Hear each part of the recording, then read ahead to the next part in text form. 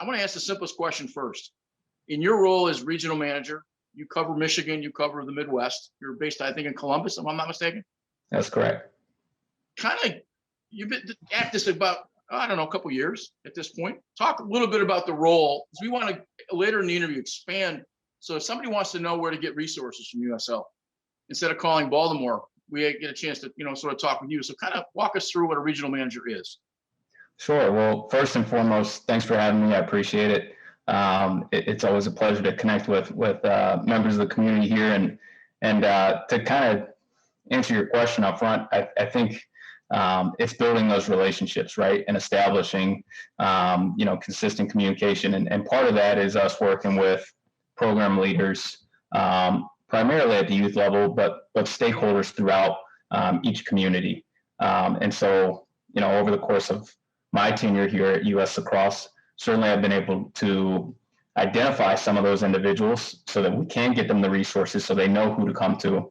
But it's a challenge at times, right? There's a lot of turnover on these youth community boards, and a swath as big as 6 states. And at one time it was 10 for myself here in the Midwest.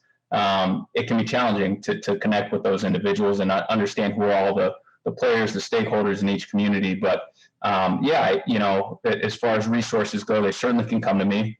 I always say, and I think, if you speak to anybody at US Lacrosse, we are collaborative and have a team here. So if it's not myself, there's certainly, 8 other regional managers that are a great, resource for you as well. This was done a couple of years ago by the board of directors for US Lacrosse basically to better service their clientele. Is that a fair statement? Yeah, previous strategic plan, there was some work done with both staff and volunteer. And what came out of that was, that we needed to have a deeper relationship with our constituents throughout the country, right? So it's not just the ivory tower or, in Baltimore, but we have feet on the ground, right? Throughout the country. So we know what's happening at a local level. So that way we can service everybody better. If I am a guy running a league in Ann Arbor, I would want to reach out probably to you for the nuts and bolts of questions and thoughts and ideas. Sometimes when you're calling Baltimore and you're calling the headquarters, it's not that you get lost, it's just they get a lot of calls every day. And that's kind of the point of putting you in place to be able to provide some of those answers, or at least give direction where they might get an answer. Is that fair? Yeah, I think part of it's bandwidth too. If you call into USL, those folks that are picking up the phone are trying to service our members and non-members in other ways as well, right? And so if it is maybe specifically a program leader with questions to that role, our regional staff certainly is well positioned to assist them. Was part of the directive to service clientele based on the fact that you're a membership organization, so retention is really huge. And I'll use a retail thought. If you don't have customer service, you don't have a lot. And I think maybe USL recognized 4 or 5 years ago, because that's some of the discussions that they had. If you read through some of the minutes, that maybe some of that customer service got a little bit diluted because of all of the things they were trying to cover. By having you guys in the field, there's a much easier access to be able to contact somebody. Is that a fair assumption? Yeah, I think it's fair. I think we're constantly trying to evolve those member benefits and value. And part of that is education, right? If you're a program leader who simply requires membership, you may not know all the resources that are available to you, whether that's, coaching resources, best practices as an admin, program leader, things of that nature. So I want to point out something as simple as you can imagine. I've been with USL for as long as I can remember. We needed insurance for an event, and I just could not find a vendor. And I happened to talk to somebody that's in central office, and they said, well, call up this insurance agency and you can print out your own insurance part. That's part of what you do for USL. Now, I've been around for 20 years and didn't know it was as simple as a couple of keystrokes and be able to make it. So I think sometimes we don't do a very good job of looking through the process of what the website is. And I think they could do that better. Again, that would be a perfect example. And I think that part of that process is finding what's available. And then if they can't, you're an email away, I would think. Yeah, I think, again, part of this evolution of my role is that as an organization, US Lacrosse took a hard look in the mirror and kind of realized where we had some blind spots and things we needed to improve on. And so when you bring up the website, I can tell you that is a focal point for our organization and something that we're working to improve. I think I can confidently say that you'll see some of those improvements in the next 6 months here, because sometimes it can be challenging if you're a program leader or even a parent, coach, official, whoever that may be, and you're looking for information on that website. And we want to improve on that. Has the pandemic caused you any issues that you maybe wouldn't have thought about prior to the pandemic? Well, personally, in this role, I think it's a little bit more difficult to build relationships and get to know folks when you're not out on the road and in the field. And I think at 12 months in at this point, everybody's got a little bit of Zoom fatigue and virtual fatigue here. So that'd be a challenge. But I think that the hard part is engagement sometimes too, right? For a while there, you had much of the country and certainly the Midwest last spring that wasn't on the field, right? And so finding ways to engage with their own communities, but then also US Lacrosse. And I think we did a great job of pivoting in that moment to provide greater virtual resources and education and platforms, webinars, whatever that may be. But again, trying to have that connection, whether it's personally here for myself and other regional managers or as an organization, that was a little bit of a challenge. In the fall and into the early winter, one of the questions, we had a chance to talk to a lot of NCAA coaches who were prohibited from going out and recruiting. And they would look at tape and they'd have to look. The only way they could judge it is have phone calls and look at tape. And I often asked some of the coaches, I said, the guy might look fast on film, but how do you know the other guys on the field aren't slow? And part of their work, part of their homework was to be able to, distinguish between those players. But even, some of the best coaches in the country say, that was it was a difficult choice. But I can only imagine. How did you get on where did you come from? Before you were USL, where did you come from? I was actually about 2 hours up the road outside of Cleveland. I was actually working at an independent school there called Hawkins School, working in their admissions program and coaching lacrosse, head lacrosse coach for the boys program. Why USL? Curious. I think for me, just being involved in this game for so long, I try to find ways where I can be impactful and give back. And, the lacrosse world is so small. And so when I kind of first moved to Cleveland, I got involved with a men's league and, Dave Cerny, who was actually just recognized as our Schwartz Award winner, chapter leadership award winner, was the president at the time for our North Coast Ohio chapter. And at the time I had reached out to him and said, if there's an opportunity for me to get involved here and help, please let me know. And then as, opportunities came up here with USL, Dave made that known to me and seemed like an opportunity I couldn't pass up. At the time working at the school, it was probably 80-20 and that 20 was lacrosse. And so, being that it's more so my passion, I thought USL was ideal. What's your degree in from Ohio State? So it's a sports leadership and management, Bachelor of Science in Education. So at the time, now that program has evolved at Ohio State, but essentially it was sports management. Well, there's obviously a great tie-in between those two, so that's cool.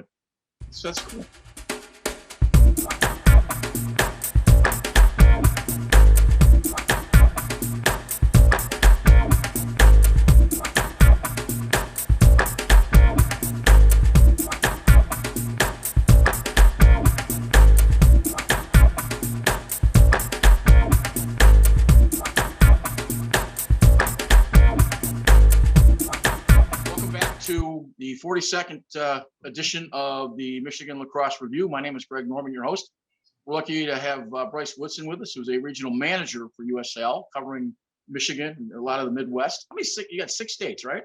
That's correct. What are those 6 states? So, Michigan, Ohio? Yep, Michigan, Ohio, Indiana, Illinois, Wisconsin, and Minnesota. See, I would be really dumb. I was about to say, you cover Ontario, but it's U.S. lacrosse. It's not Canadian lacrosse. So stop at the border.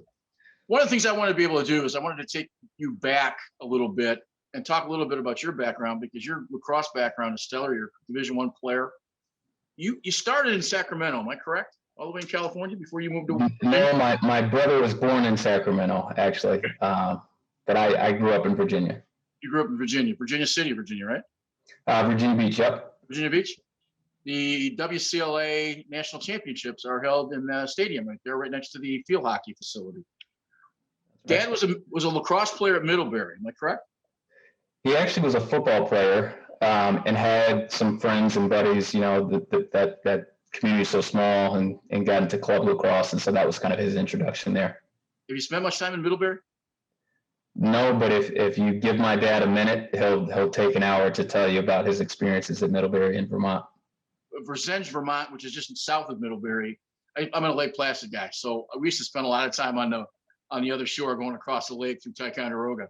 So I can tell you, Middlebury is a great town. But I guess really what I wanted to do is, you started out playing lacrosse. When did you pick up a stick the first time? I started playing in first grade. Probably picked up a stick sometime before that, for sure. So just kind of matriculated. Yeah, well, we're fortunate, my brother and I. My father was a teacher and coach, and at the time at Norfolk Academy, which is in the Tidewater area, and longtime head coach there was Tom Duquette, who's a Hall of Famer and University of Virginia All-American. And so being exposed to that, it was kind of a no-brainer. But we played tons of sports growing up, any and everywhere. So having the opportunity to play was kind of a no-brainer at that point. You finished your high school career at Salisbury, am I correct? That's correct. So you had is that a prep school? It is. So interestingly enough, I was at a point in my junior year when I was in Virginia Beach, actually, where letters start coming in, and it's what's your height, weight, and GPA. And at the time, it was a bit of a challenge for me. And while I love lacrosse, it wasn't everything for me. And the recruiting landscape is totally different now. But, I was exploring opportunities to go elsewhere. The school I was at the time didn't have football, which was kind of my first love. And at the time, Bobby Wynn, who was the head coach at Salisbury School now, and when I went there, actually coached at Virginia Wesleyan, which is a D3 college, which is right next door to Norfolk Academy. And so there was a connection there, and my father said, hey, let me make a call, see what we can do here. And so it was a great opportunity to better myself. I actually repeated my junior year there. Not uncommon. Some people do postgraduate years, so reclassify, I guess is the term now. But it was a great experience for me, have relationships that will carry me throughout my lifetime from there, and ultimately provided that opportunity for me to come to the Midwest. Did you ever have a chance to play for your dad? Youth league, yeah. Youth league, played youth lacrosse for him, and when I was a freshman, actually, we lived outside of Charlottesville, Virginia, at the Blue Ridge School, which actually Dom Starge is at now. He was coaching football there, so I got to play a little football for my father as well. Having played in a house where dad was a college athlete and a coach, I think my son went to Denver and played, and he would tell you that sometimes playing for your father or being in the same household has some disadvantages. At the same time, you could also, in the position you're in with regional manager, when some of those parents, called, you got some insight that maybe some of the rest of them don't have. Yeah, that certainly gives you a little perspective. But I'd say all my experiences playing for my father were positive, and I understand the challenge that some fathers and sons or daughters have in that role. But nothing but good things to say there. Was Joe Bresci at Ohio State, or had Nick taken over when you started to be recruited for Ohio State? Coach Bresci was actually there my freshman year. So I started with Coach Bresci, and then Coach Myers took over after my sophomore year. The unfortunate demise of Coach Bresci's son, that was horrible. We were there when Nick had just taken over. I think it was 2008, if I'm not mistaken. That's correct. Yep, that summer. We had come down for the camp, a couple of the camps that summer, and I think our paths had crossed at some point. I was at St. Mary's. In fact, we were at the finals of the summer camp against the team from the Sharks, or the Samurai from like St. Okay. Louis. Okay. That sounds right. We had a bunch of St. Mary football players. We had Deion Sims, and we had a bunch of guys that had played on our team. We were really athletic. I'm not sure we were that good athletic or good lacrosse players, but why Ohio State? So kind of going back to that previous comment about lacrosse not being everything for me, it was, in my eyes, an opportunity to, leave home, which at the time, being at Salisbury, I was a little bit more comfortable with at that time, and try something new, be exposed to a lot more things. So if you look at the typical or traditional lacrosse school, right? And I won't name names in my recruiting process, but they're a little smaller, and they didn't provide those opportunities that an Ohio State could have, whether that's academically, socially, even the city here. I remember my first time coming to Ohio, and I was just blown away by the people and really all that it had to offer. Were you a defensive mid in high school, or were you when defensive mid when we got to college? In college, I was an attackman. Small note for all the young guys watching, hit the wall. Well, so you needed better skills to play at the next level, right? As an attackman. Yep. Because your records, just looking through some of your records, you're a ground ball machine, but I didn't see a lot of points, so I assume there must have been some face off. One goal for the college career, so we'll take it. Yeah. Now, at this point, I just want to mention that your brother Chaz is a PLL player, was an MLL player, and so he's an older brother. Yep, 5 years. Does that help growing up with somebody that has that kind of talent? Now, your brother went to Brown, am I correct? That's correct. What's it like playing with that in the household? Learning? To me, because of that age gap, I don't know that there was the dynamic for me was that was something to aspire to be. And, I've mentioned this previously to other folks, but for me, it was more so maybe the way my brother carried himself off the lacrosse field. And again, being a multi-sport athlete, there are things that I want to do. My brother was a phenomenal basketball player. And I dabbled in that, and that's something maybe where I looked at to him more so than lacrosse, and even football as well. But it was just a great role model to have growing up. Also being able to catch with and skilled with, and sort of, I would think some lessons along the way as well. I think that was part of that whole thing. Yeah, I mean, I remember one Christmas, I think my father bought us a basketball hoop, and at one time rigged up a net in the backyard. So just those opportunities to go and play and get beat up a little bit certainly helps.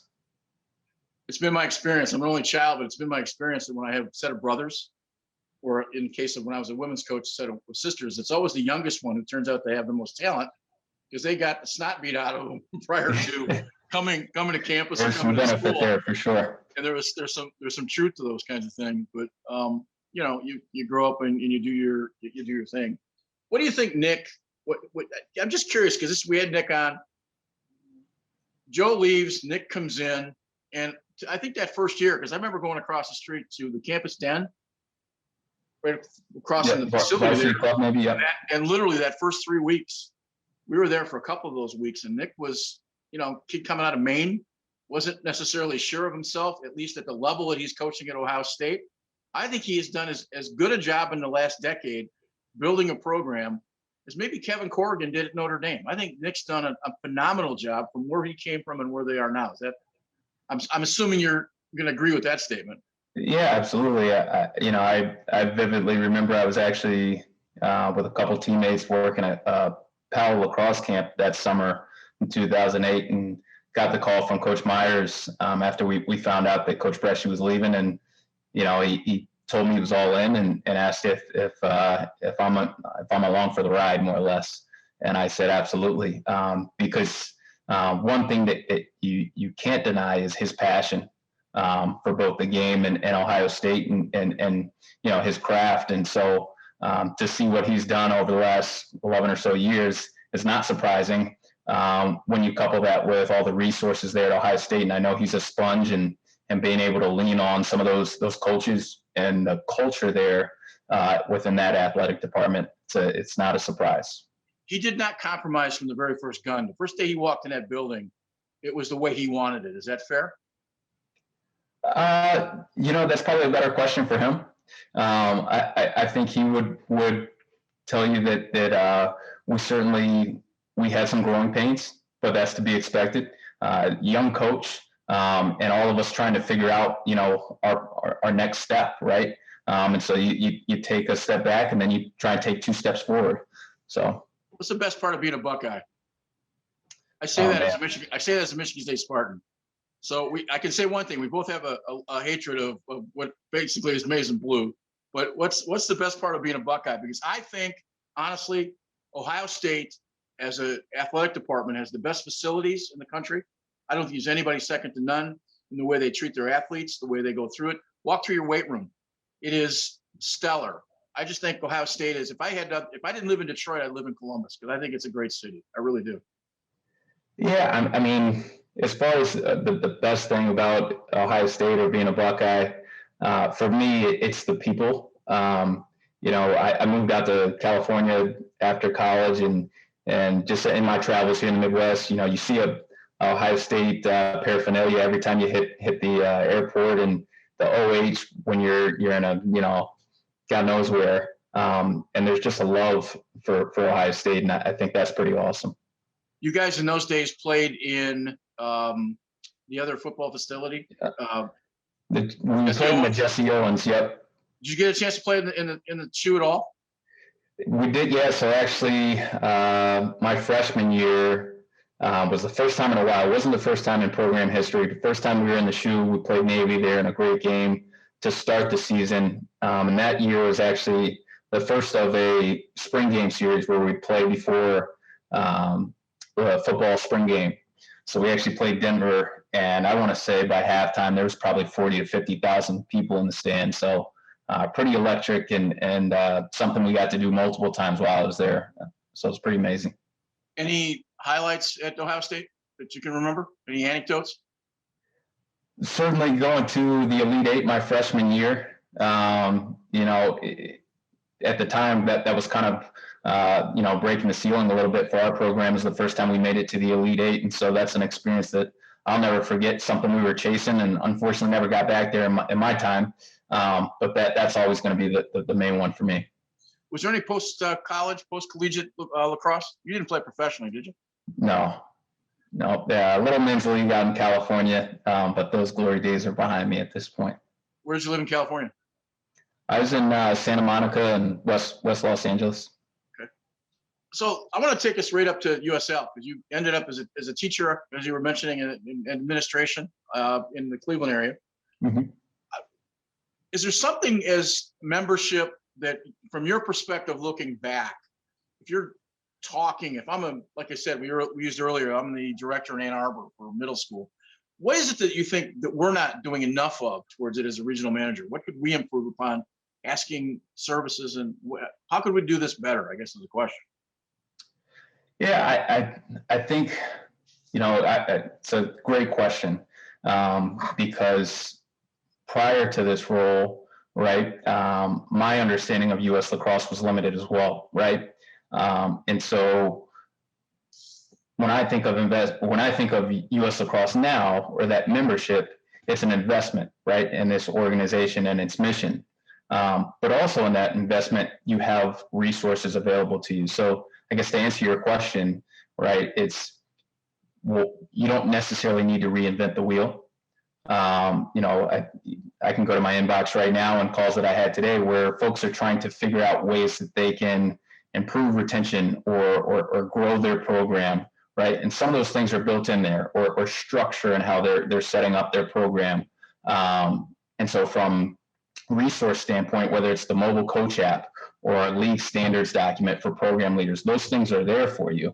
And if there are some gaps, what I often tell people is that we have a network here, right, of 10 regions, and there's a chance that there's a program leader or someone out there who's already gone through what you're going through or going through that process right now, and we can lean on some of those connections and community.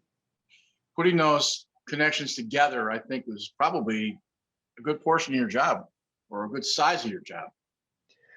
I think that's something that I'm working towards. And I know we've been on a couple calls, and certainly in the state of Michigan in the youth landscape, I think there's an opportunity for greater communication and structure to ultimately help grow that base. But just in general, I think there's a lot to be learned from one another. And one thing we did prior to the pandemic in the state of Illinois is that the chapter there helped facilitate. We had kind of a mini convention of sorts, and bringing people together in the same room is pretty powerful. We can share ideas and learn from one another. And so hopefully that's something we can do in the state of Michigan as well. Well, we talked a little bit about this in the pre-interview. When I've been around the USL for a long time, and I was president of the WCLL, and to the biggest women's intercollegiate club, with about 70 teams here in the Midwest.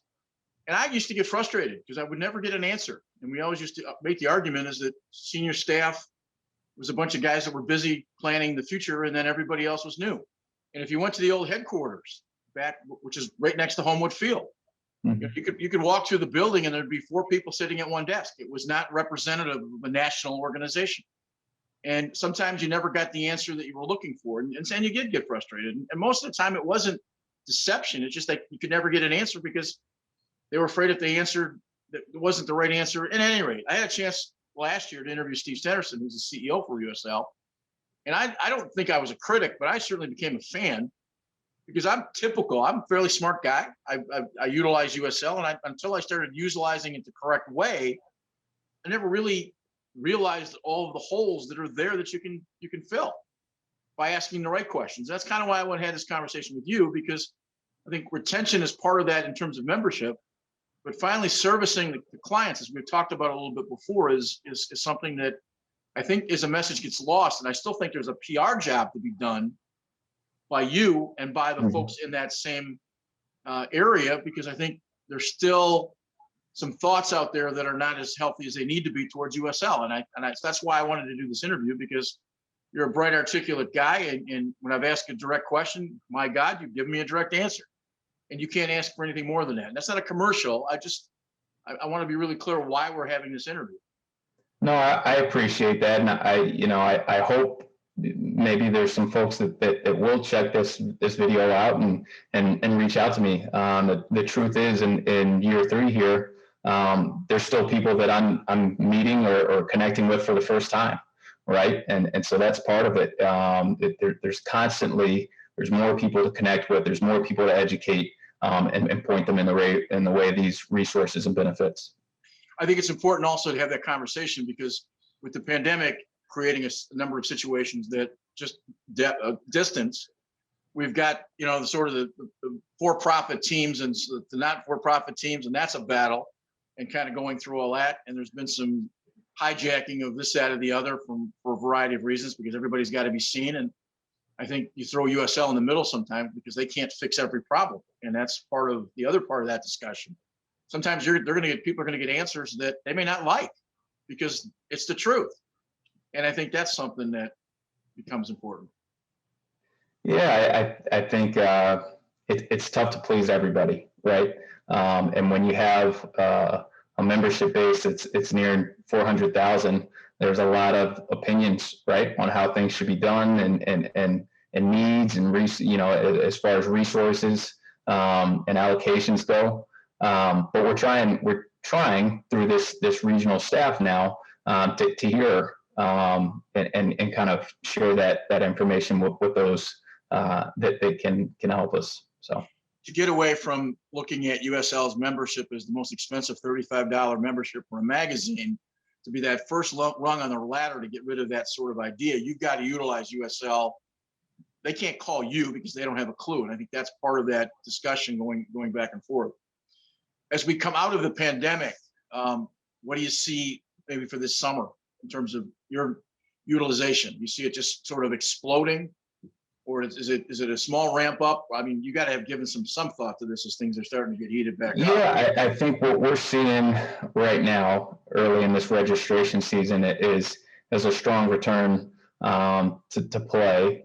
Certainly, people are hungry to get out there. The unfortunate part is that even as recent as today, I'm getting messages that, we had to close our doors to a team or two here. We didn't have the numbers for the boys or the girls this year.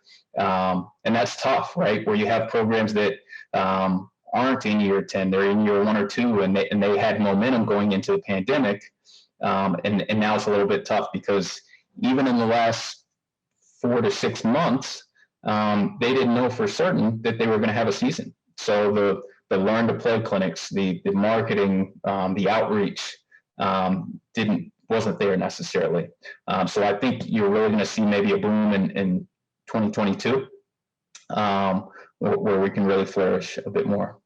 Talk a little bit about the rules that have changed over the years. And I think of a lot of programs, especially second, third, and fourth grade. We have them around here that still want to use a 100-yard field. And talk a little bit about the appropriateness of size and the scale of size, the scale of economy. Kid's 4'1" and he's carrying a 6-foot stick. Doesn't necessarily do him really doesn't do him a lot of help. And USL is really specific about making sure that we treat kids from a sizing perspective, both the field, the equipment, the safety of that whole discussion. And they've been, I think, in the forefront of having that. And we still got guys still wanting to play like it's 1950. And talk a little bit about that. Yeah, the appropriateness of it. Yeah, the lacrosse athlete development model, I believe, is what you're referring to. And again, that's part of that investment, right? You're buying into this science and specific research, sports specific research here. And I think there's just a lot of people that haven't dove into that material, right? Even going back to my playing days when I started in first grade, I was that guy running up and down the huge field, right? And not getting a lot of touches. And even as a coach, a few years back at the high school level, I didn't leverage the information that US Lacrosse provided from a coaching standpoint. And was lucky enough to get back to a youth field this season. But there's so much more for the kids. And I think ultimately what it boils down to is the experience of those kids playing. And ultimately that experience is correlated to retention, right? So when you're talking about growing your program, right, the experience of that kid coming back and coming back is directly tied to it. So from, a physical and cognitive development standpoint, the athlete development model makes sense. And you'll see that across other governing bodies or NGBs as well, whether it's, and we have folks in Wisconsin and Minnesota here in the Midwest that are very much, and probably a little bit here in the Michigan area as well, that are familiar with USA Hockey and their ADM model, right? And so there's some adoption there, but then there's some folks that started playing lacrosse way back, and I won't talk down to that, but no, but a little hesitant. Without being critical, I think one of the things that the lacrosse community sometimes is stuck in their ways. I know being involved in the WCLL as the president for almost 10 years, I was the old guy in the group, and they didn't want to hear a good idea from a guy because it's the way women had played for years. All rules are made for safety at the level we're talking about because it rolls downhill. We still talk about a young sport in Michigan, and we've been around as a high school sport 50 years. Not many 50-year-olds consider themselves young. I don't think they consider themselves old. But I think part of that process is that the numbers, even in the federation numbers, lacrosse is not growing like it once was 5 years ago. So there is a limitation on the pool of people that we're gathering. So customer service becomes even more important because we have tapered off to some extent. Now, maybe with the advent of the PLL and everything kind of coming under one umbrella, that changes that a little bit. But I think we don't view it. Sometimes I think we view it very myopically, and we don't look at a much larger landscape. And that's just a criticism as a coach and an administrator. And I'm not sure if I'm right, but I think those are fairly good examples. No, I think it's easy for us to think specifically about lacrosse, right? There's a larger discussion here, though, when we're talking about youth sports and kids aging out, right? That's not a lacrosse specific problem. It's a larger discussion, certainly. And so you have to be cognizant of those things if you're trying to grow lacrosse. And if you look at if you look at the federation numbers, Lacrosse is in the top 5 for not maxing out. Hockey, Mhm. soccer, some of the sports that have become year-round sports with these clubs and some of these Mhm. things have much higher burnout rate. In hockey and soccer, we're talking a 14-year-old who starts at 10 has a 75% chance of burnout. Surprisingly, lacrosse is still in the 60% range. Still a Mhm. lot, but that's at Mhm. that point, they make choices.